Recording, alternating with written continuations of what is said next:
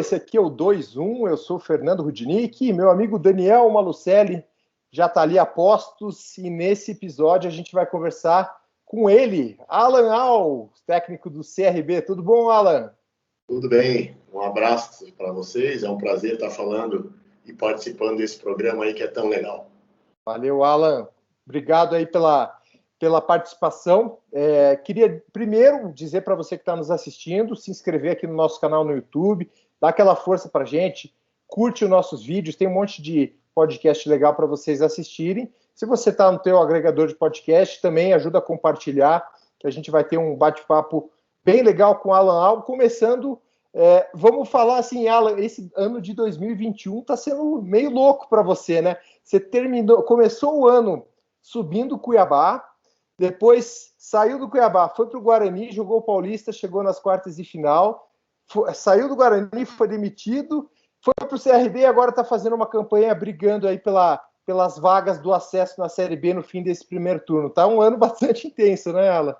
Um ano que a gente tem muito a agradecer, né? Mesmo com o desgaste, não tivemos férias, né? Não paramos em nenhum momento. Isso é bom. Graças a Deus eu fiquei aí em casa após as minhas mudanças aí do Guarani, principalmente do Cuiabá para o Guarani, do Guarani para o CRB, eu não passei mais do que 5 dias aí em Curitiba.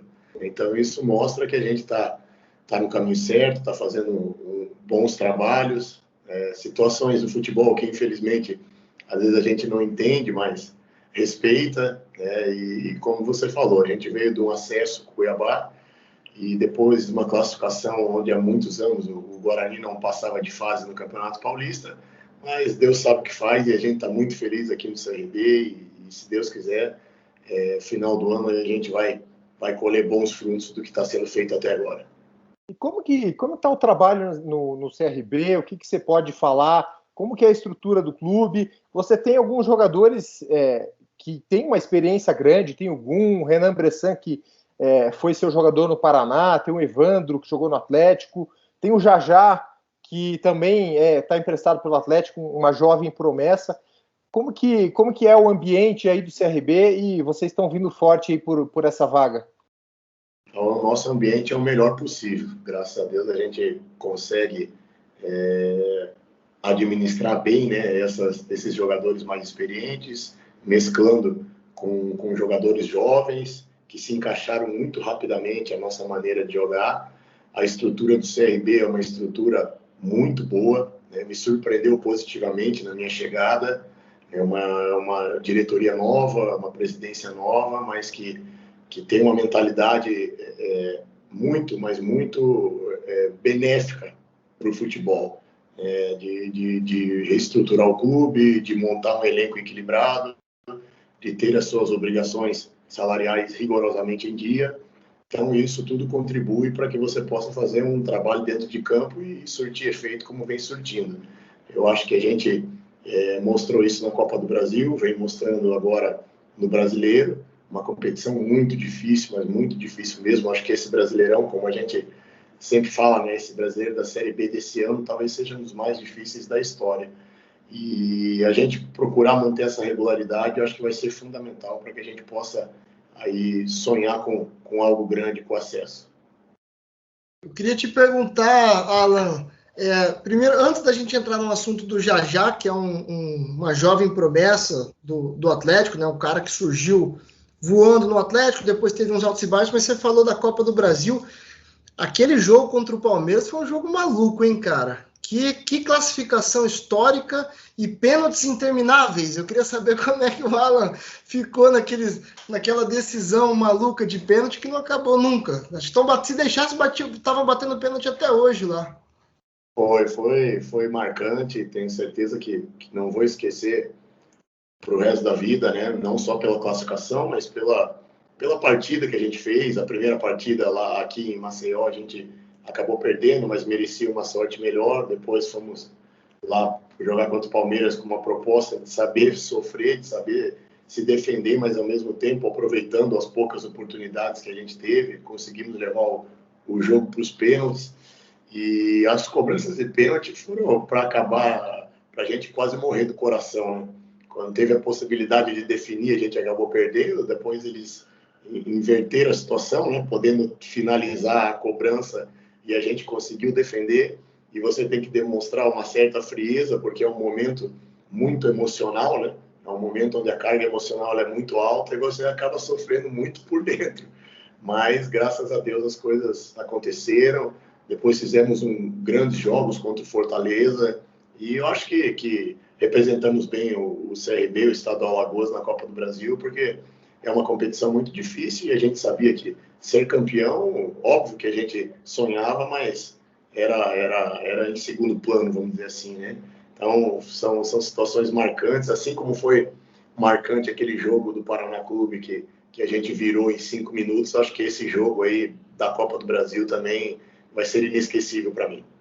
O Alan, essa passagem de fase, né, foi para as oitavas de final que vocês passaram quando eliminaram o Palmeiras, ela representa um valor muito importante aí para o CRB, né? Financeiramente é uma coisa que talvez não estava nem nos planos, né? Chegar tão longe assim, e ajuda muito o clube, como você falou, está num processo aí de estruturação, de melhora, de organização. Isso é muito importante. Mas eu queria que você contasse como que é. O CRB perdeu em casa para o Palmeiras. Como que você trata essa questão aí com os jogadores, o vestiário? Como é que é a preleção de um jogo como esse?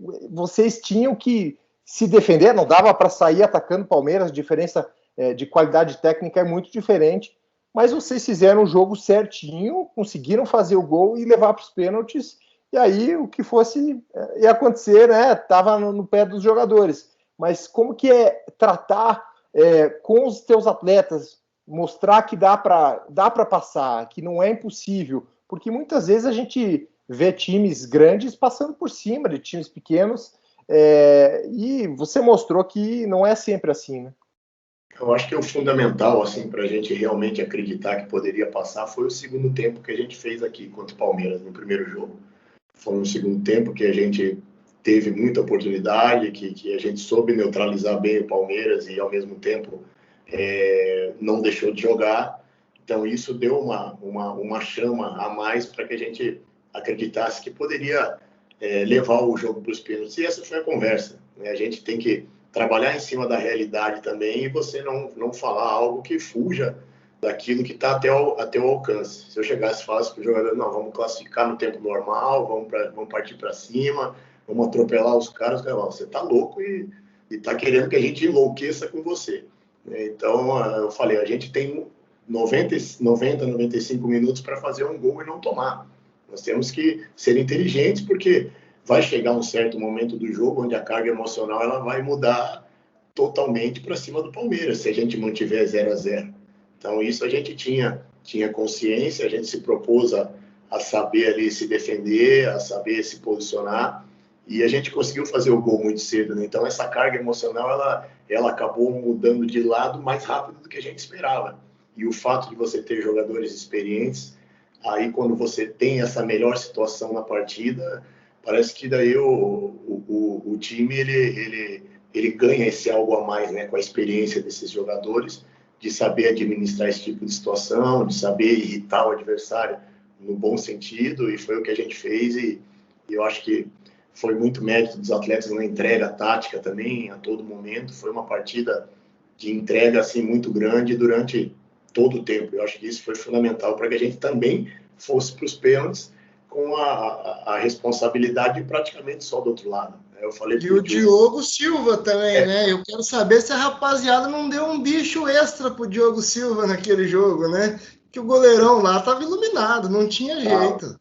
Eu falei para ele, é jogo para você se consagrar. Tudo que acontecer vai ser só de bom, né? Então a gente tem que ter esse tipo de entendimento.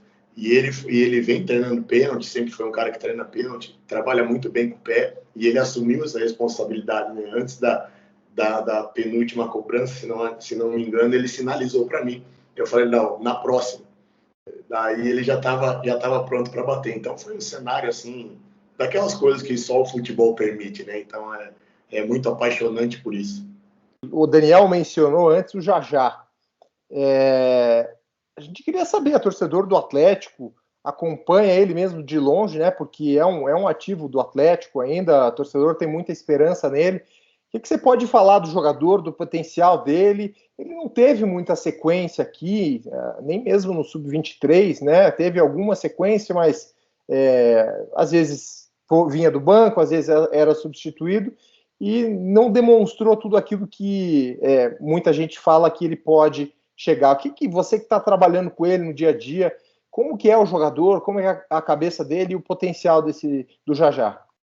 O Jajá é um jogador com potencial que até a gente tem que tomar cuidado em falar, porque é um potencial assim muito acima da média, principalmente nesse 1 contra 1 que ele tem, nessa facilidade de driblar, de buscar o lance ofensivo e ao mesmo tempo está amadurecendo, sabendo que o futebol não se resume a só esse momento ofensivo, e sim dessa contribuição que eu acho que era uma das cobranças, né, que a gente acompanhava mesmo de longe, que a torcida tinha, que os próprios treinadores tinham em cima dele.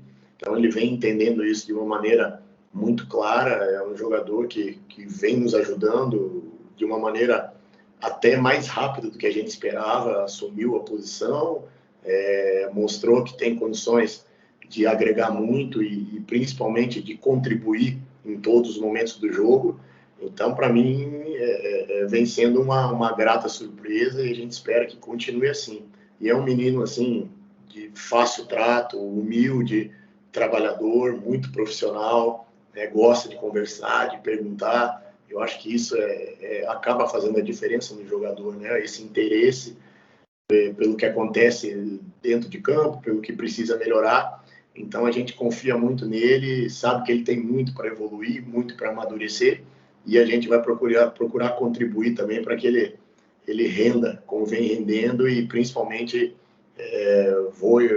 voos maiores aí na carreira que ele merece. E você tem alguns caras aí que tem aquela moral para, né, direcionar, dar aquela bronca. Tem o Gum, tem o Bressan. Quem mais você tem aí? O Gum é um cara que, né, ganhou muita coisa com o Fluminense, jogou muito tempo lá, um cara muito conhecido, e acho que tem uma liderança muito nata, né? Muito. O próprio Reginaldo, né, que jogou no Curitiba, o Diego Torres, que é um jogador já experiente também. Então, são jogadores que cobram o Jajá, que orientam dentro de campo e também dão muita moral, né? Eu acho que o jogador jovem, e aí o fato de ter jogado, eu tenho muito esse entendimento, ele precisa de muita confiança. Né? Você tem que dar confiança a ele, você tem que cobrar, mas principalmente você tem que dar confiança porque é um processo.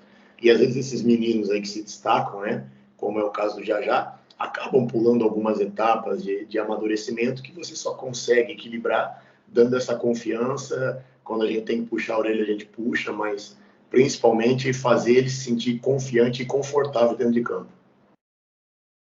Isso aí que você falou, eu até queria conversar com você sobre isso. Qual que é a maior dificuldade do técnico no fora de campo?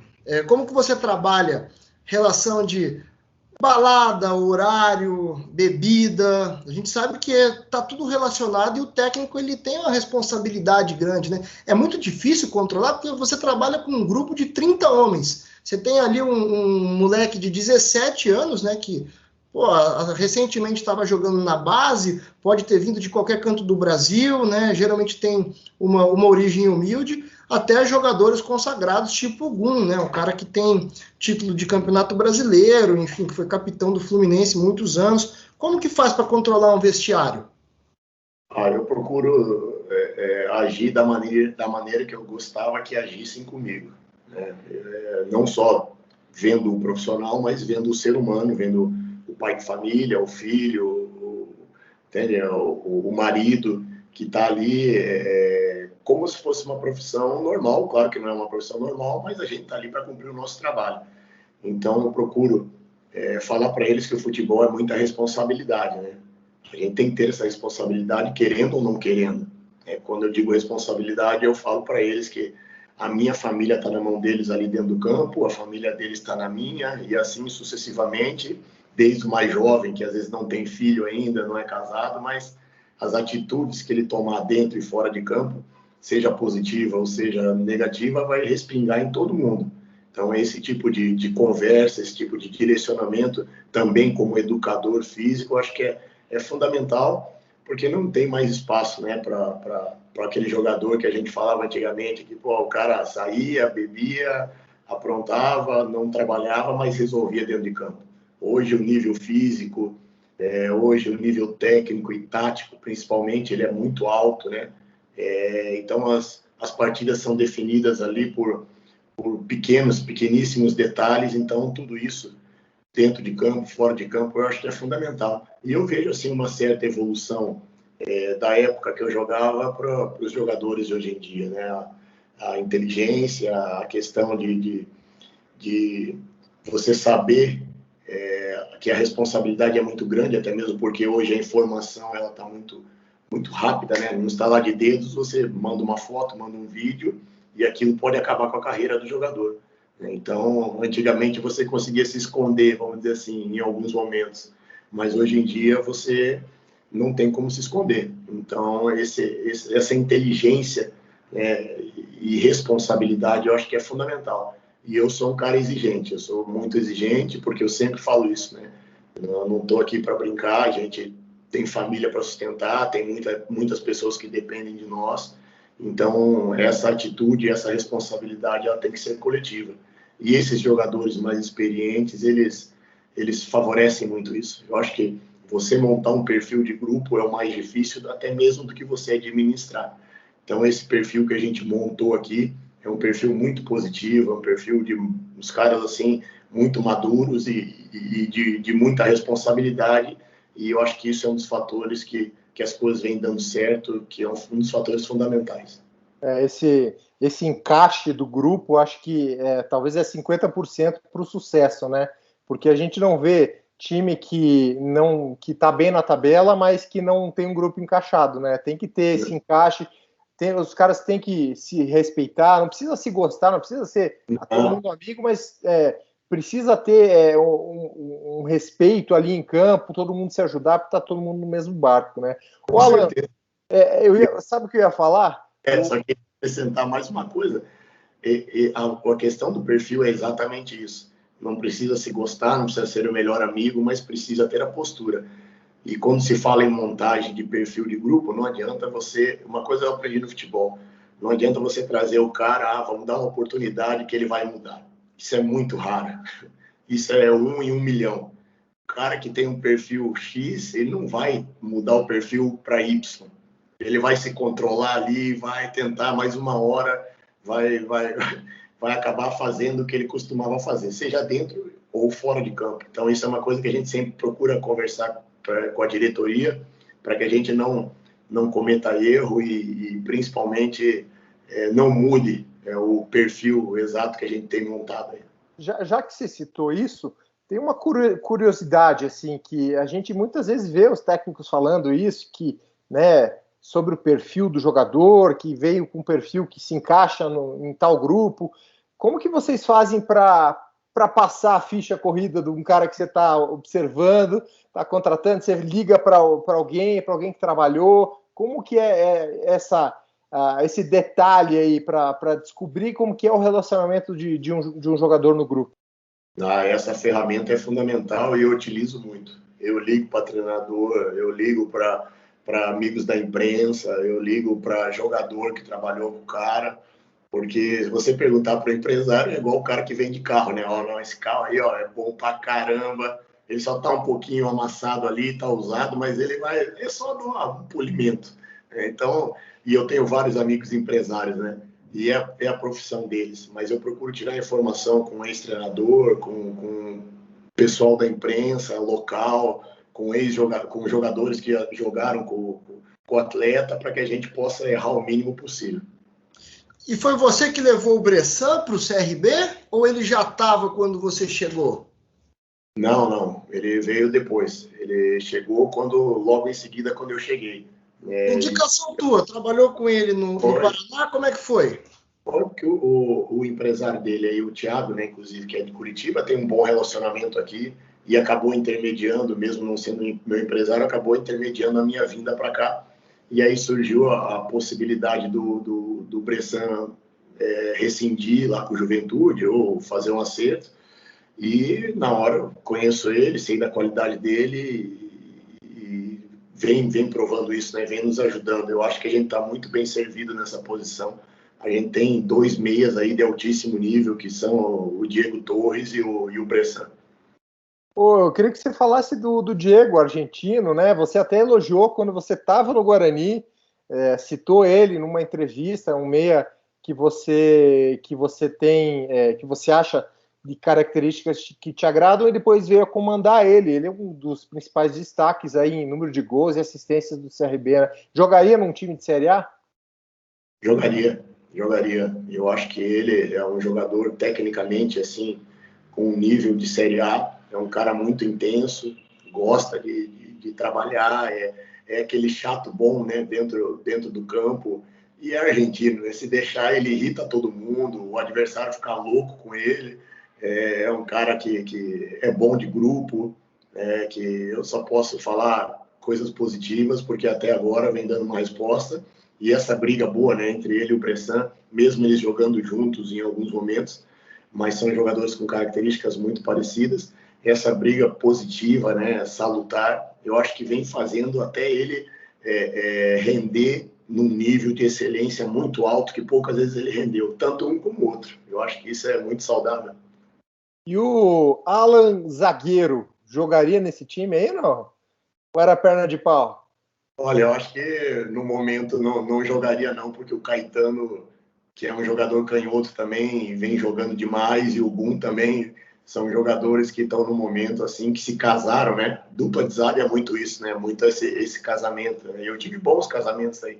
Tive bons casamentos com o Edir Baiano, até mesmo com o Piccoli, que a gente se completava. Então, eu acho que o Alan melhor é o do treinador mesmo. Deixa o jogador para lá, deixa lá para contar a história, para os outros lembrarem.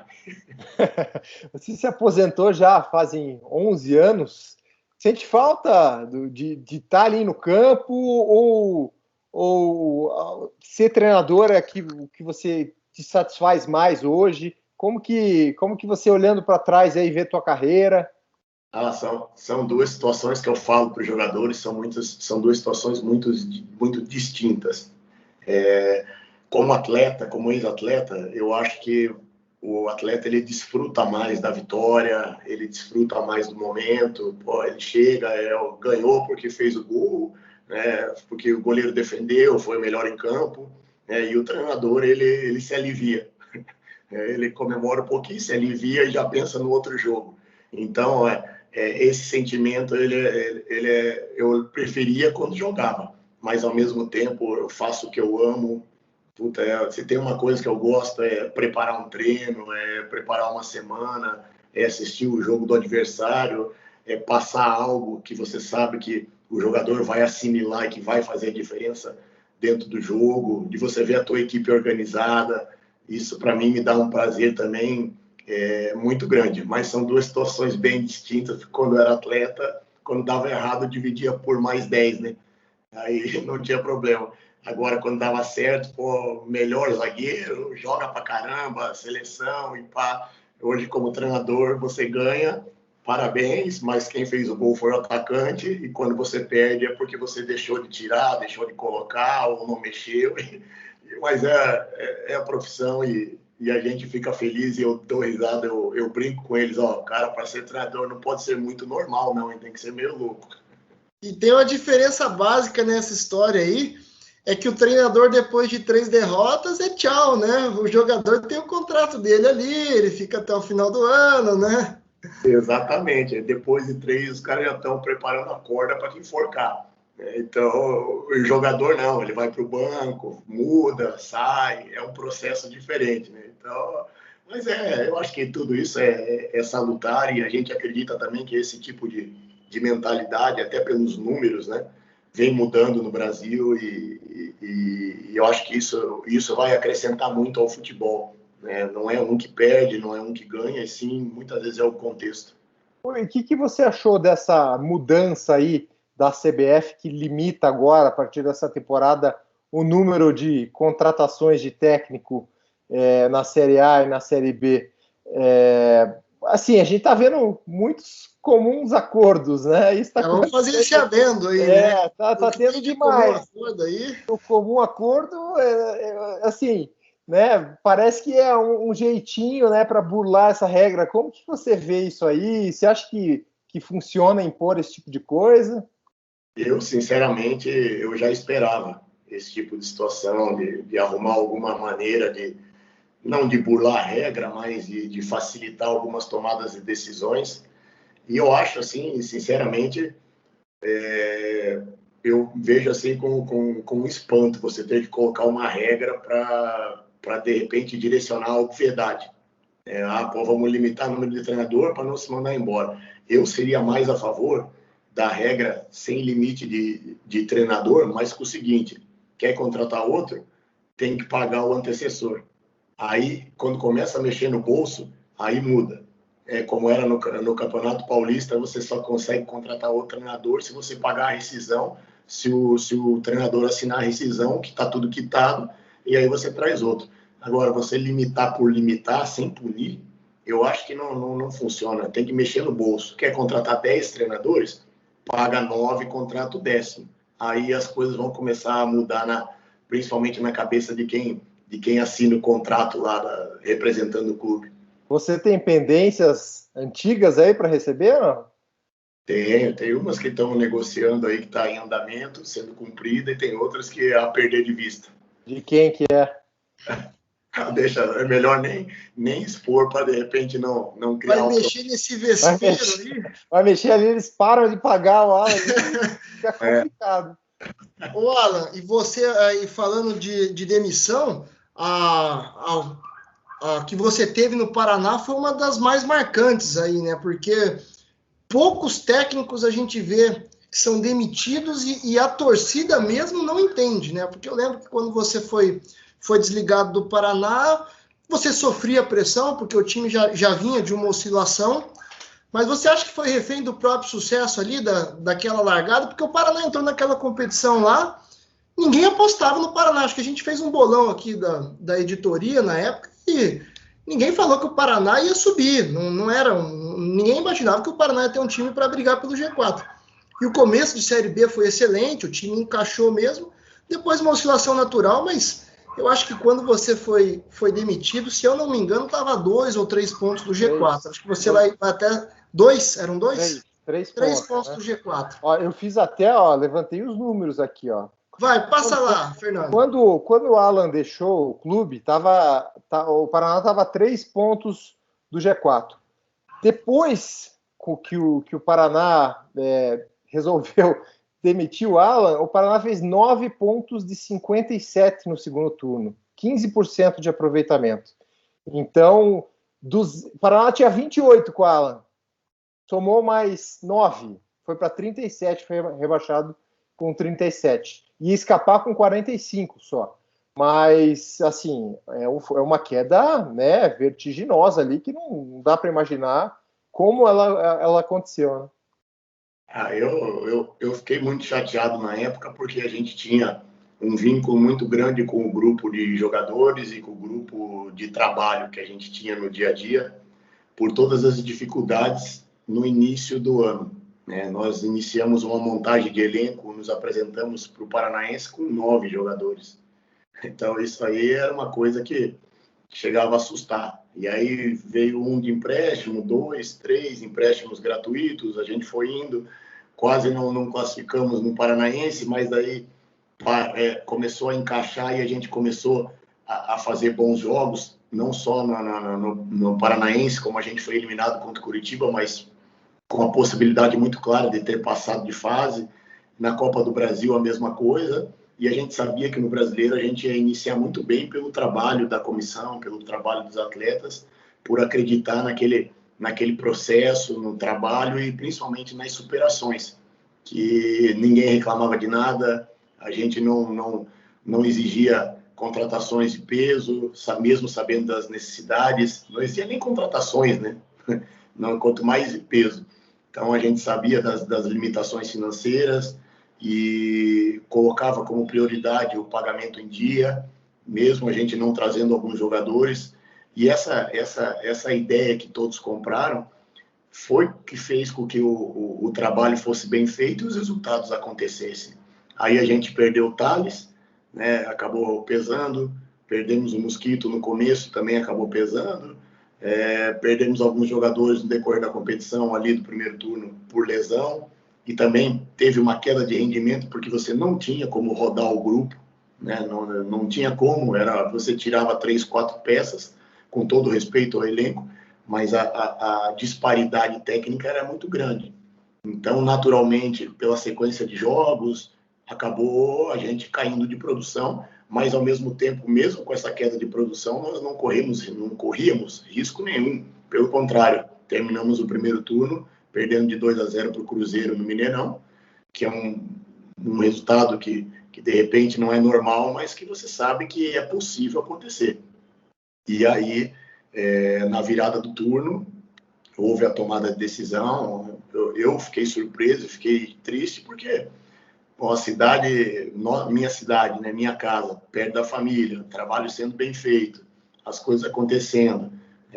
A gente sabia que poderia brigar por algo, sim, talvez não o acesso, mas tá ali entre sexto, sétimo, brigando, torcendo para um adversário ou outro tropeçar e a gente conseguir pontuar. Tivemos uma oscilação de uma sequência de empate muito grande, mas foram empates contra equipes que eram postulantes ao acesso, né? Perdemos para o América em casa, daí empatamos no último lance contra a Chapecoense, empatamos contra o Brasil de Pelotas fora no último lance. Deu de falta esse aí, né? Acho que foram 2 empates no finalzinho. Acho que foi Brasil e Chapecoense, né? Primeiro Brasil, um golzinho de falta, uma bola rasteira, e depois o da Chapecoense, se eu não me engano, uma bola desviada, foi isso? O cara cruzou e a bola desviou e matou o goleiro, né? Isso, contra o Brasil de Pelotas, um chute de fora da área, campo molhado, muita gente na frente, a gente acabou cedendo o empate no último minuto, e contra a Chapecoense, uma bola cruzada que não desviou em ninguém, mas acabou entrando direto.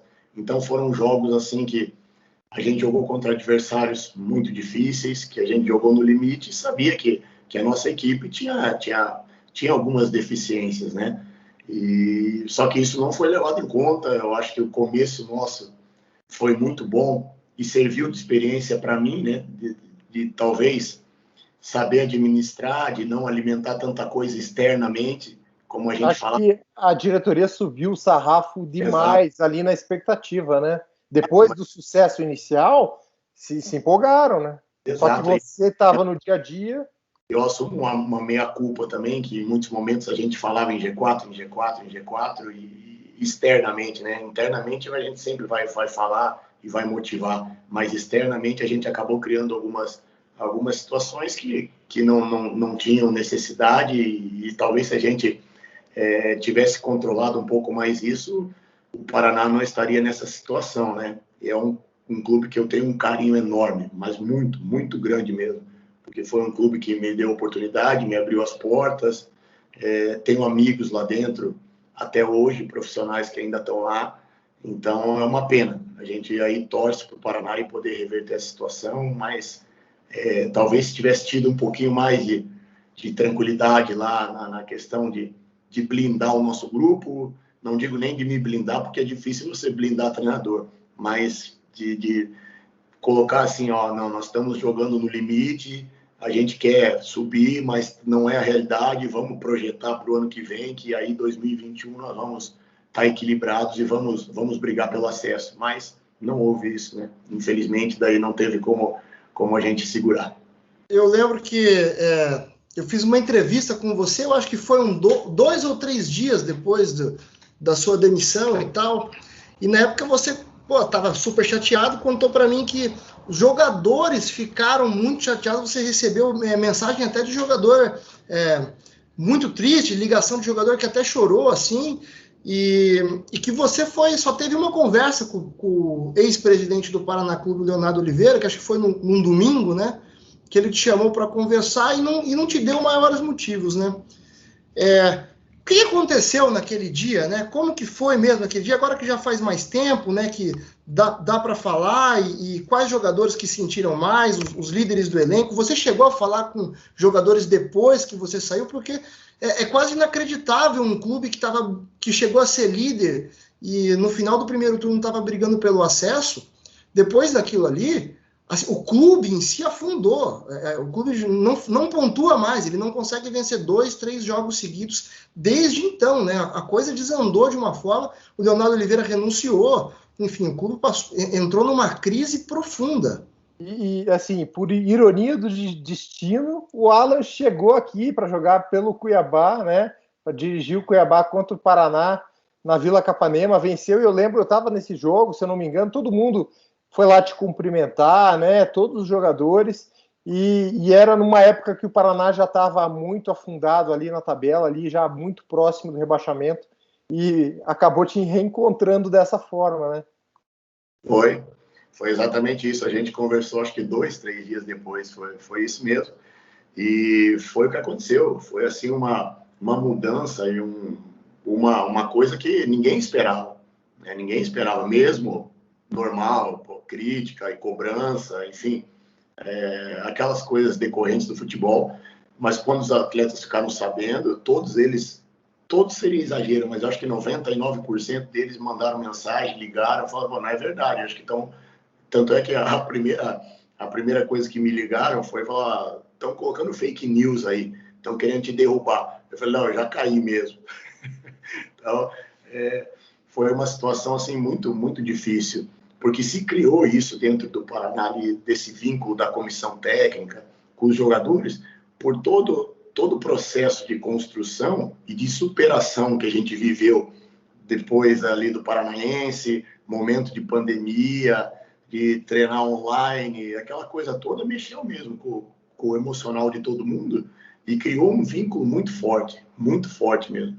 A gente cobrava, a gente treinava, a gente lutava, mas tinha esse vínculo de quando saiu um gol, todo mundo se abraçava, aquela coisa muito emocional, né? E eu acho que esse fator emocional acabou pesando depois. Não é questão só da troca do treinador, mas desse peso emocional acabou sendo muito grande, que você via, eu acompanhava algumas partidas do Paraná que jogava alguns momentos um bom futebol, daqui a pouco tomava um gol, já não tinha mais força, já não tinha como recuperar. E por ironia do destino, a gente acabou subindo com o Cuiabá, matematicamente, na vitória contra o Paraná, por 2-0. Só definiu alguns resultados depois da rodada e acabou definindo. Então, a gente ficou triste, muito, muito triste por isso. E o Léo é um amigo meu, hoje em dia converso com ele naturalmente, a gente troca ideia, ele manda mensagem para mim. Eu não tenho como expor algumas coisas, porque seria, talvez... Mas eu acho que ele sabe o tamanho da cagada que fez, né? Não seria legal. Ela sabe, isso ele sabe. Mas eu falo que muita coisa fugiu do controle dele, não foi só por opção dele, de muita gente ali que não está mais no clube, mas que na hora de pressionar não deu a cara, mas fez um peso maior. Então não foi só uma tomada de decisão dele, e não estou aqui defendendo ele, porque ele era o presidente, ele era o homem que manda, teoricamente. A palavra final era dele, né? Exato. Com pressão ou sem pressão, né? Mas Deus sabe o que faz, e eu acabei indo para o Cuiabá e conseguimos o acesso lá, e foi fundamental para que a gente consolidasse o trabalho. E só cheguei no Cuiabá pelo trabalho que fiz no Paraná, né? Principalmente, estou falando de Série B, né? Sem esquecer Rio Branco, sem esquecer Cascavel, sem esquecer Foz, sem esquecer Portuguesa, sem esquecer todos os times que eu passei, categoria de base do Curitiba. Mas eu digo assim que em sucessão, né, temporal, foi o trabalho do Paraná que acabou credenciando aí para que a gente conseguisse o acesso, e vou ser sempre grato. Mas a gente ficou bem triste, eu fiquei muito triste, porque realmente eu não esperava. Você sabe, Alan, que depois daquela entrevista que a gente fez, que, pô, você foi tão sincero que eu pensei comigo mesmo o seguinte, falei, vai dar bosta. Porque os jogadores, quando sentem muito que um treinador saiu, pode vir o próximo treinador que for. O cara tá tá fudido, entendeu? E foi o que aconteceu. O Micali veio, eu acho que ele foi demitido em 5 jogos, ou 6. Se eu não me engano, foram 5 jogos, 4 derrotas, 1 empate. O cara, para motivar de novo, quando você tem todo esse processo construindo, que os caras estão, pô, o nosso time não é muito bom, mas a gente vai chegar na porrada, a gente vai chegar na garra. Aí, pô, você manda o cara que é o cabeça de tudo, o técnico que tá motivando. Como é que o outro treinador vai fazer para motivar? Né? Vai ter que começar tudo do zero com um grupo que não era bom tecnicamente, com todo respeito aos jogadores que estavam lá, mas era um time que estava sem dinheiro, né?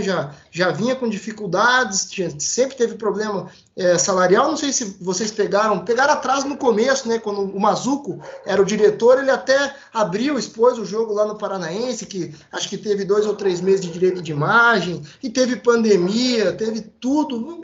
A cagada ali estava muito formada, assim. Foram 5 jogos, 5 derrotas do Micali ali no comando. E aí foi um processo, assim, não só da questão, né, dessa questão emocional, mas também do pouco tempo para se mudar uma maneira que a gente vinha jogando, né? O treinador às vezes fala de como ele gosta de jogar, mas você tem que saber se aqueles jogadores vão dar a resposta em cima daquilo que você gosta. Nós éramos um time de muita transição, de muita velocidade, de pressão alta. O jogador ali que dava um pouquinho mais de cadência no jogo era o Bressan, os demais era de muita velocidade, de muita força. E aí, percebendo, né, e não é uma crítica, não é nada, a gente acompanhava os jogos da mudança, né, de ser um Paraná mais propositivo, que é o que o Micali gosta de fazer em todas as equipes que ele trabalha, acabou também pesando muito. E para você ser propositivo, você tem que estar emocionalmente equilibrado, né? Que você vai correr mais risco. E aí misturou as duas situações e, infelizmente, o Paraná acabou caindo. Mas a gente sabia que a dificuldade era grande e, como foi bem falado por vocês dois, talvez o início da competição acabou gerando uma expectativa muito grande que, se eu fosse falar dentro da redação com vocês, vamos fazer um bolão. As primeiras 10 rodadas, o Paraná vai estar em terceiro, segundo, primeiro das caras, tá louco, tá bêbado, não é possível. Então, era o que eu falava brincando para os jogadores algumas vezes e que servia de motivação para a gente, mas era a realidade. Você estava no Cuiabá já quando o Micali foi demitido? Já estava empregado? Já tá. Não teve a possibilidade de você receber convite para voltar? Porque às vezes acontece, né? Mas você acha que ele ia aceitar voltar? Não, é que às vezes acontece. Mas se houve algum convite, teve contato, alguma coisa com você? Por quê? Coisa, demissão? Não, porque eu fiquei 3 dias em casa, daí já teve o contato com o Cuiabá. Daí já acabou acertando rapidamente, mas o que eu recebia muito era mensagem de torcedor, de volta, pô, vem para cá de novo, vamos tirar a diretoria, vamos fazer tudo, mas não, eu falei, não, agora não tem como, já estava empregado também, e hoje eu tenho um carinho muito grande pela torcida, e acredito que a torcida também tem por mim, porque a gente sabe que alguns erros, obviamente, a gente comete, mas o trabalho estava sendo bem feito e a gente poderia ali terminar pelo menos uma Série B ali com folga, bem longe do rebaixamento por tudo que a gente vinha fazendo. O Alan, técnico de futebol, é louco, mas loucura tem limite, né, também. Você voltar pro time que te demitiu daquele jeito, não tem como, né? Não, eu tô pensando aqui, a gente tem uma safra nova aí de treinadores paranaenses, tem você, Matheus Costa, Mozart, Tcheco. Vocês se conversam, vocês têm uma amizade. Eu vejo algumas similaridades entre o estilo de vocês, assim. Como que é a relação com essa nova geração aí de treinadores? Eu me dou super bem com todos eles. O Matheus, principalmente, né? A gente trabalhou junto, eu fui auxiliar dele. A gente se encontrou aqui quando o Operário veio jogar semana passada e nos abraçamos e trocamos ali mensagem toda hora de torcida mesmo, né? De torcida, nós somos adversários, mas a gente torce um pelo outro. O Mozart eu joguei junto com ele no Curitiba, na categoria de base e também no profissional. O Tcheco a gente trabalhou junto no Curitiba e jogamos contra. Quem mais ali que a gente conhece? Eu tenho, graças a Deus, eu tenho um bom relacionamento com todos, né? A gente sabe que a competitividade é muito alta, mas a gente torce muito para que as coisas deem certo, porque são caras, além de excelentes profissionais, são seres humanos, assim, acima da média. Então, eu tenho, graças a Deus, tenho um bom relacionamento com todos. Você consegue ver um estilo parecido entre todos? Ah, claro, com algumas mudanças, mas uma linha assim meio que define todos vocês ou não? Eu acho assim que as ideias elas são muito boas, mas não são tão parecidas assim. Eu acho que alguns têm umas características mais ofensivas, outros um pouco mais defensivas, mas vem o futebol de uma maneira muito, vamos dizer assim, uma maneira muito tática, muito trabalhosa de se fazer. Não é pelo acaso, não é uma geração de treinadores assim que vamos. No oba-oba.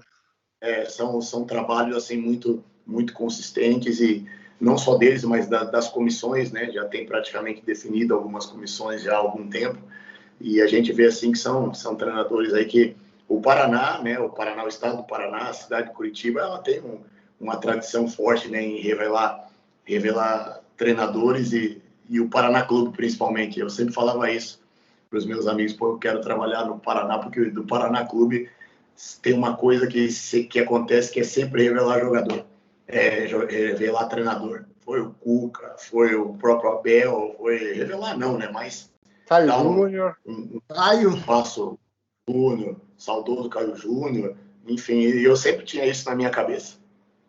Ô, Alan, e você tem bem definido no seu plano de carreira, né? Não se atropelar, né? Você, né, teve Rio Branco, foi bem no Rio Branco, depois no Foz. Eu lembro que você estava fazendo, acho que um bom campeonato paranaense, e você saiu para assumir a Portuguesa, se eu não me engano, né? No ano que as coisas estavam funcionando. Depois Paraná, Cuiabá, agora CRB. Quando que o Alan pensa em se tornar um treinador de Série A? Você tá ganhando cancha, digamos assim, tá fazendo teu nome, né? Cada vez vai ficando com o nome mais conhecido, né? Faz trabalho no Sul, faz trabalho no Nordeste, faz trabalho no Centro-Oeste, interior de São Paulo. Quando que o Alan planeja, assim? Porque às vezes é furada para o cara pegar uma Série A e pegar uma Série A para rebaixamento, né? Começa a virar a marca ali, né? Pô, técnico lá é técnico de rebaixamento, né? Ele vai assumir o time 10 rodadas e vai ser mandado embora. E aí entra naquele bolo que tem muito treinador que quando cai nessa não sai mais, né? Eu acredito e priorizo muito nisso, né? Não é só da boca para fora, mas eu acredito muito em plano de carreira. Quanto mais tempo você conseguir consolidar o teu trabalho num clube, eu acho que mais valorizado você fica, e as oportunidades elas vão aparecendo. Às vezes você abrir mão de sair do lugar para ir para um clube da Série A, onde teoricamente tem que aproveitar a oportunidade, mas às vezes não é o momento. E eu fiz isso no Cuiabá, né? A gente percebeu que para o outro ano, talvez o meu perfil numa Série A não seria o perfil que o clube gostaria, e ao mesmo tempo, quando a gente conversou, eu também achava que não estava pronto para dar uma continuidade num trabalho que a gente conhecia com algumas peculiaridades internas, não iria florescer. Então, houve aí de verdade mesmo, um comum acordo, né, que a gente não renovasse o contrato. Aí acabou o contrato naturalmente, a gente seguiu, e antes do Guarani surgiram algumas situações de outros clubes, mas eu priorizei também o fato de disputar um estadual, que era o Campeonato Paulista, que é um nível que iria acrescentar muito na minha carreira. Mas você vai correr o risco de lá o Guarani é complicado, é um moedor de treinador e não sei o quê. Não, mas vamos correr o risco em cima de planejamento de carreira, porque você jogar contra Corinthians, Palmeiras, São Paulo, Bragantino, para mim seria um mini brasileiro. E as coisas deram certo, mesmo eu não tendo tido continuidade lá, mas esse tipo de planejamento eu acho que é fundamental. E aqui no CRB a gente já vem conversando, amadurecendo algumas situações até de renovação. Então vamos esperar passo a passo aí para ver qual é o próximo passo, que eu acho que isso é fundamental. Se não acontece exatamente, eu penso igual você. Cria-se daí um rótulo, né, esse treinador é para salvar, para ir final de competição, ou esse é para isso, ou esse é para aquilo. Acho que, dando tempo ao tempo, eu saí do Foz, a gente estava na semifinal, né? Tinha garantido já a semifinal do Paranaense, e aí era uma tomada de decisão que eu achava que tinha que ir para um outro centro, para São Paulo, mesmo com as dificuldades que a Portuguesa tinha, mas era um outro momento que eu tinha que passar na minha vida, e acabei ficando lá quase um ano, e para mim também foi muito proveitoso. Então, acho que essas etapas, eu acho que são fundamentais a gente não pular. Você, em quanto tempo você acha que vai pular esse patamar? Qual que é o teu planejamento? 1, 2 anos para se consolidar ali como um treinador de Série A? Eu acho que hoje em dia eu me vejo pronto. Eu acho que muito mais do que ano passado. Eu acho que a gente jogou jogos aí esse ano e como eu citei o exemplo do Paulista, né, do Campeonato Paulista, para mim também foi muito, muito edificante. E o que a gente vem fazendo agora nesse brasileiro também, eu acho que já é o momento daí, se acontecer naturalmente, daí sim, da gente pensar numa Série A ano que vem. Você lê muito sobre o futebol?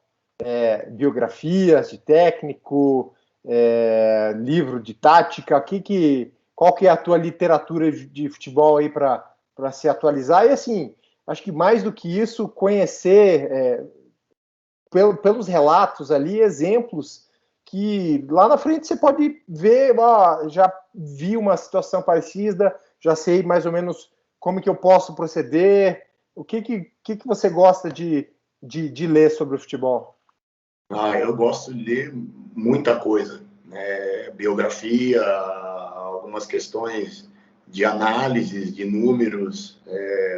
Tenho alguns amigos em Portugal que me passam muito artigos da Universidade do Porto, que não são, às vezes alguns não são publicados, mas são muito interessantes. Procuro estar vendo muito jogo. Eu acho que a gente assimila muita coisa quando a gente começa a analisar o adversário.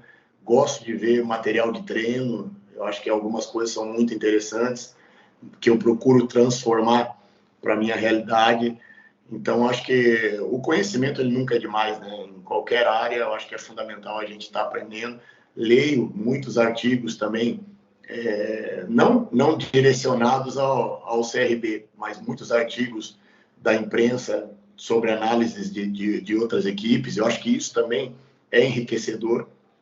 Então, acho que tudo que puder acrescentar, a gente acrescenta. E tem os meus livros aí prediletos. Aí, gosto muito da biografia do Guardiola, gosto muito da biografia do Mourinho, gosto muito da biografia do Bielsa, do próprio Sampaoli. Então, são interessantes para a gente filtrar algumas coisas, e o que é legal a gente acrescenta, e o que não é a gente deixa para lá. Só citou Magrinho ali, né? Só nome com pouca experiência, poucos títulos. Trazendo aqui para o Brasil, quais são aí os técnicos que te inspiram? Quem que você acha que é hoje o melhor técnico brasileiro? Você se espelha? Técnicos que você trabalhou também? Como que foi essa junção toda aí para você ir se formando como um treinador de futebol mesmo?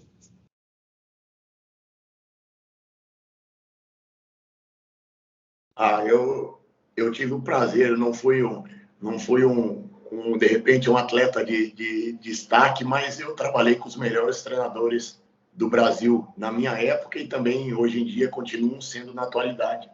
Eu tive o prazer de trabalhar vamos dizer assim, com várias escolas. Peguei Antônio Lopes, peguei Levi Coupe, Abel Braga, peguei Ivo Voigtmann, que taticamente para mim foi um cara assim que poucos acrescentaram algo de tão interessante na época, né? No Curitiba, em 2001, ele fez um 3-5-2, que hoje é muito falado, mas um 3-5-2 com 2 alas pelo lado, meias, né? Que era o Juliano e o Fabinho. Isso há 20 anos atrás, praticamente. Peguei o Cuca, como eu falei, o Ricardo Gomes, Eu peguei os melhores treinadores da época, assim. A gente vai acabar esquecendo o Joel Santana, que era um cara que sabia gerir grupo. Então eu procurei tirar um pouquinho de cada um.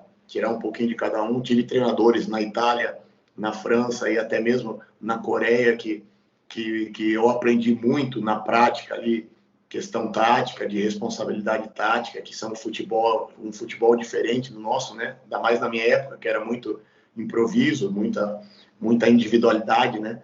Então, são treinadores que eu procurei tirar um pouquinho de cada para manter o meu perfil, mas ao mesmo tempo agregar com uma experiência única, que é você trabalhar com esses caras aí. Eu acho que para mim foi uma escola e eu fui abençoado. Como eu falei, não fui um craque, mas eu trabalhei com os treinadores craques da época.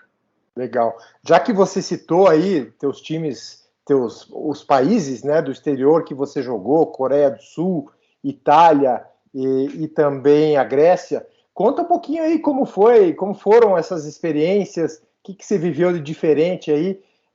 Na Itália você jogou na Triestina, é isso? Divisão Isso. mais inferior, que série que era?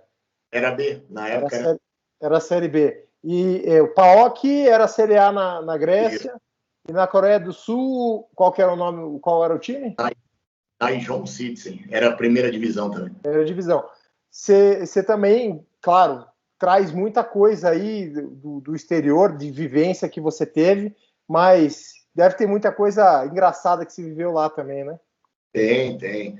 Assim, da Itália, eu acho que eu aprendi muito defensivamente. A escola italiana é uma escola tática defensiva que você poucas vezes vê em algum outro lugar.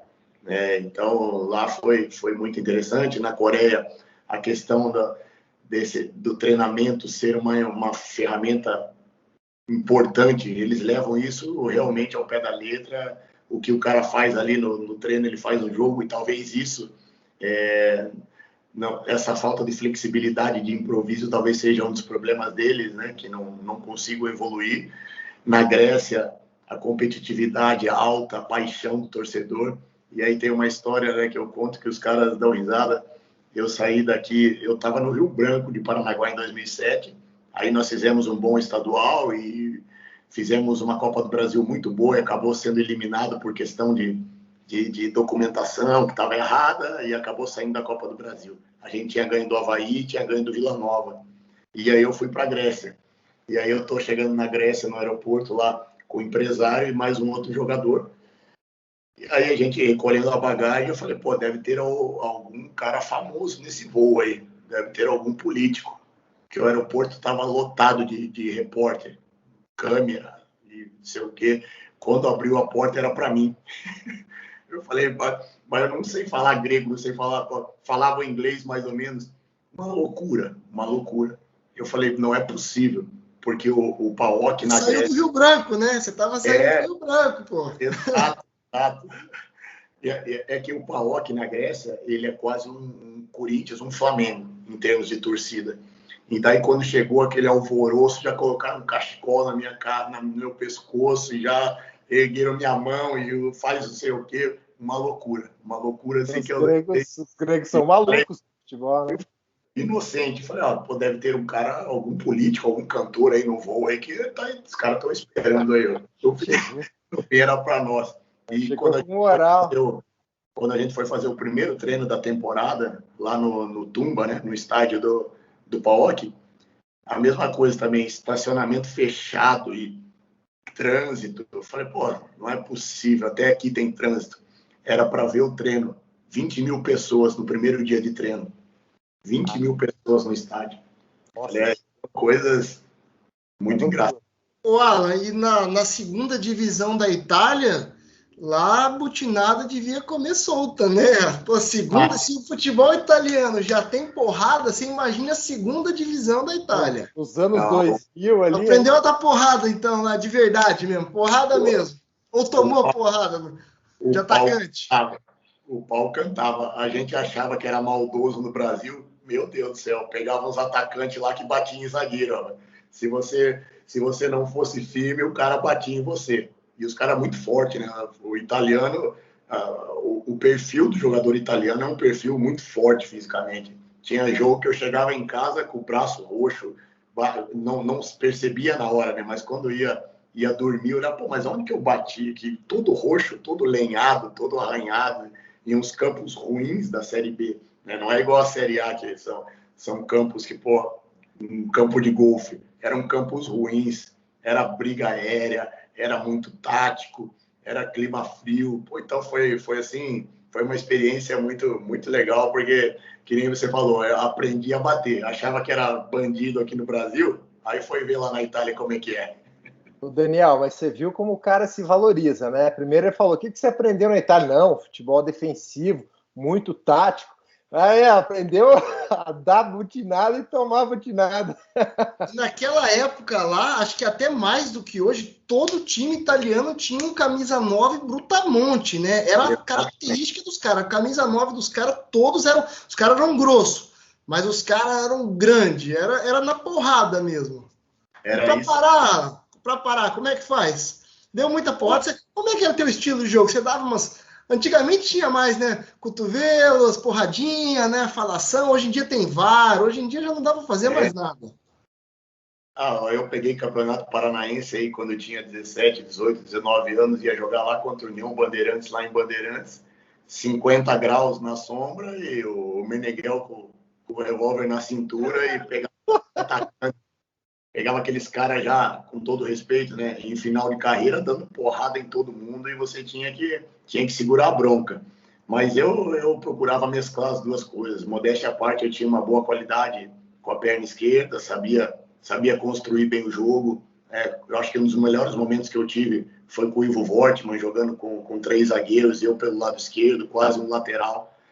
Então, conseguia mesclar as duas coisas e me adaptar. No próprio Botafogo também, com o Lever Cup, quando a gente subiu, antes de eu fraturar o tornozelo, a gente fez bons jogos pela Copa do Brasil e ele me cobrava isso, tem que dar uma segurada porque a escola carioca é diferente, né? Senão daqui a pouco você vai jogar uma e vai ficar 5 suspensos toda hora. Toda hora. Foi o campeonato que eu mais fui expulso, lá o campeonato carioca. Então são escolas diferentes. Mas eu procurava mesclar as duas coisas, gostava muito de treinar. Sempre fui um cara que procurava ser muito atleta e talvez essa representatividade minha para o elenco era muito significativa mesmo em alguns momentos eu não sendo titular absoluto das equipes. Era um cara que sempre tinha uma liderança pelas atitudes, pela orientação de grupo, pela conversa. Então isso foi uma coisa que foi me fortalecendo para pensar em virar treinador. Legal, Alan. Chegamos já a 1 hora desse bate-papo aqui.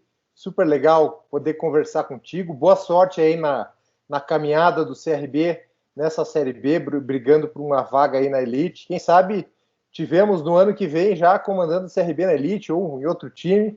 Seria muito legal. Valeu, muito obrigado.